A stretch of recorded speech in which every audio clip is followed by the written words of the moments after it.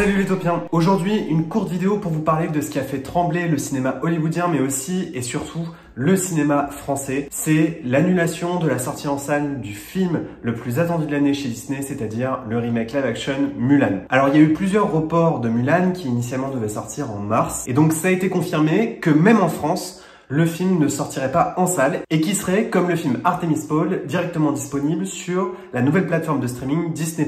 Sauf que, contrairement à Artemis Fowl qui est sorti sur Disney+ il y a quelques semaines, au prix de l'abonnement que vous payez pour tout le reste des contenus déjà disponibles, eh bien Mulan sera disponible, mais il faudra payer pour avoir accès au film. Il s'agira d'un supplément de 29,99 $. Le prix devrait bientôt être annoncé en France et je vous rajouterai le prix en commentaire dès qu'on l'aura. Et la sortie aura lieu le 4 septembre prochain. Il faut savoir que ce genre de pratique bizarroïde est très marginal dans le milieu du streaming, mais ça existe sur certaines plateformes de streaming peu connues. Mais en fait, jusque-là, le procédé le plus classique, c'était de effectivement sortir des films directement sur des plateformes de streaming, mais sans rajouter un supplément. Pour se justifier, les PDG Disney ont expliqué que c'était une mesure complètement exceptionnelle et que c'était un modèle économique qu'ils ne souhaitaient pas amplifier sur le long terme. Il faut donc savoir que tous les films suivants dont on avait parlé dans une autre vidéo sont donc toujours bien prévus pour la salle de cinéma. Ça veut dire que les films comme Jungle Cruise, Soul, Raya sont toujours bien prévus au cinéma, en France y compris. Et le premier film que Disney devrait sortir au cinéma cette année, ce sera donc le film Les Nouveaux Mutants, issu de la saga X-Men, un film qui a été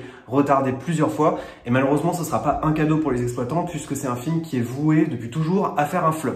Si on interprète les propos des PDG de la Walt Disney Company, on comprend assez vite qu'ils ont envie de rentabiliser ce film qui leur a coûté très cher et qui devait être le plus gros succès de l'année pour le studio. Un jour ou l'autre, ce contenu reprendra un chemin de distribution classique. Je pense donc qu'il sera disponible en DVD. Je pense même qu'un jour il sortira dans des salles comme les salles IMAX par exemple, puisque ça va été filmé avec une caméra IMAX. Et de toute évidence, Disney ne pourra vraiment jamais se priver d'une diffusion gratuite à la télévision française par exemple. Il est donc fort probable que ce contenu devienne gratuit et que les 29 $ ne soient plus demandés au bout peut-être de 2-3 années. Pourquoi, alors qu'il y a déjà plein de films disponibles sur Disney+, y compris des très grands classiques, des très grands succès qui ont été parfois disponibles très rapidement aux États-Unis, comme par exemple le film En Avant, pourquoi faire payer Mulan sur Disney+?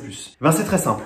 Lorsque vous sortez un contenu original, comme par exemple La Belle et le Clochard, vous investissez un budget de 60 millions de $. En revanche, lorsque vous produisez un film pour le cinéma, là vous investissez un budget entre 100 jusqu'à 200 millions de $, et Mulan par exemple a coûté plus de 200 millions de $ de production. 2018 et 2019 avaient été 2 années très chargées en remake, donc c'était le seul remake qui allait sortir, donc Disney misait clairement sur ce film, et si les autres classiques d'animation n'allaient pas fonctionner en fin d'année, il fallait absolument que Mulan soit un carton. D'où la volonté aujourd'hui du studio, malgré le contexte, de vouloir rentabiliser le film et de vouloir faire payer comme s'il était en fait dans un circuit de distribution traditionnel. Et jusque là d'ailleurs, petite parenthèse, il y avait une stratégie intéressante. Beaucoup de films qui appartenaient à Warner ou à Universal ont été sortis directement sur Netflix après que la plateforme de streaming ait racheté les droits de ces films. Et souvent, les grands studios prenaient la décision de sortir des films comme par exemple Mowgli directement sur une plateforme après avoir fait des tests auprès d'un public représentatif qui ressortait de la salle en disant que le film ne fonctionnerait jamais et qu'il ne l'avait pas apprécié. C'est sans doute aussi pour ça que Artemis Fowl est sorti de manière classique, parce que à mon avis Disney, après des retours négatifs, ne misait pas sur un succès de ce film et donc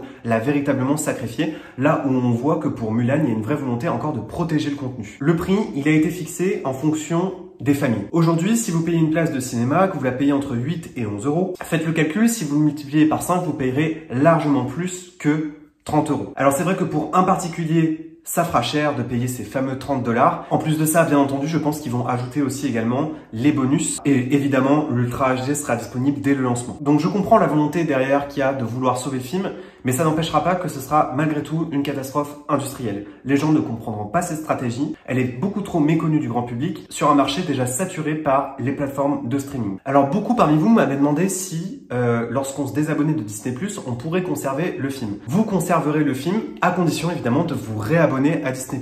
Tant que vous conservez votre abonnement, vous avez le film à disposition. Si vous voulez cesser votre abonnement, vous n'avez plus accès au film le temps pendant lequel vous n'êtes plus abonné. En revanche, vous pouvez tout de suite le récupérer dès que vous vous abonnez. Je pense qu'en fait, un jour ou l'autre, ce film reprendra un circuit de distribution classique. Ça veut dire le DVD, peut-être des sorties en salle en format spécial et surtout une gratuité ou en tout cas une disponibilité du contenu compris dans l'abonnement classique de Disney+.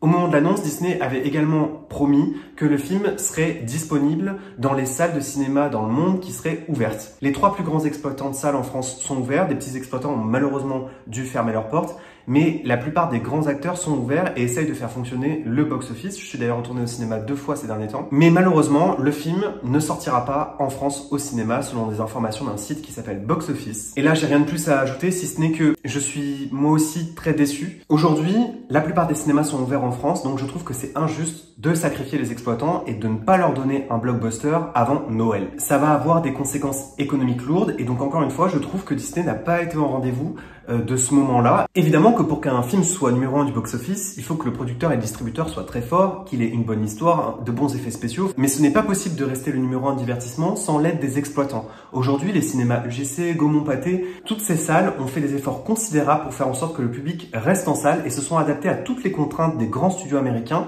pour faire en sorte de conserver le public en salle. Et aujourd'hui, le marché français est un marché particulièrement prolifique qui a permis la continuité du succès du studio Disney. Et je pense que si Disney avait joué le jeu des exploitants, les exploitants auraient mis la main à la pâte et auraient fait quelques concessions dans les négociations de la gestion des contenus et auraient aidé à la bonne diffusion du film. Bref, ils auraient joué le jeu, ça aurait été une bouffée d'oxygène incroyable pour les exploitants et je trouve que ça aurait été tout à l'honneur de Disney de dire, eh ben nous, on va le sortir en salle, on va être le seul studio du trio de tête du grand divertissement américain à dire on sort le film malgré tout, tant pis si on fait pas le carton qu'on avait prévu de faire, mais au moins on va divertir les gens, on va faire fonctionner le secteur, bref, on va redonner d'air un peu à tout le monde. On reparlera évidemment de Mulan, puisque du coup il sera disponible le 4 septembre. Moi je vais acheter le film parce que je voulais vraiment faire une critique et parce que vous le savez que c'est mon classique d'animation préféré, mais concrètement, payer les 30 €, c'est vrai que j'ai jamais payé un film aussi cher, même en DVD, donc j'avoue que ça me laisse un peu dubitatif, donc évidemment je vais essayer de le partager à tous mes profils. Mais ce qui me choque véritablement, c'est même pas tant le prix, c'est le fait que le film soit pas sorti en France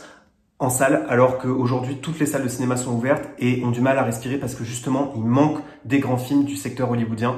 Donc c'est ça que moi je ne comprends pas. J'avais justement l'intention d'aller le voir en IMAX par exemple. Bref, on reparle tout ça bientôt en vidéo. N'oubliez pas quand même que les rêves sont éternels. Bye les topiens!